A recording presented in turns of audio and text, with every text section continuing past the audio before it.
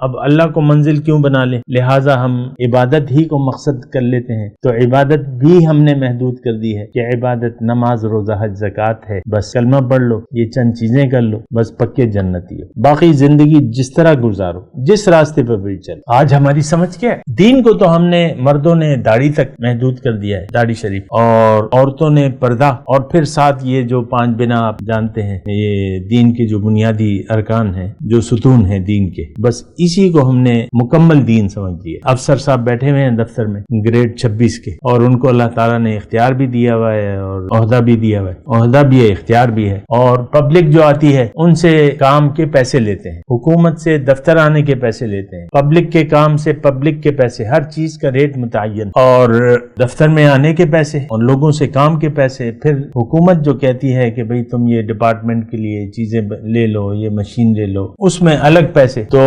چہرے پہ داڑھی سجائی بھی ہے، ماتھے پہ داغ سجدہ سجایا ہوا ہے، اور بس نمازی ہیں، داڑھی شریف بھی ہے، اور بس اپنے کاموں میں مصروف ہیں۔ وہ چور کہتا ہے نا کہ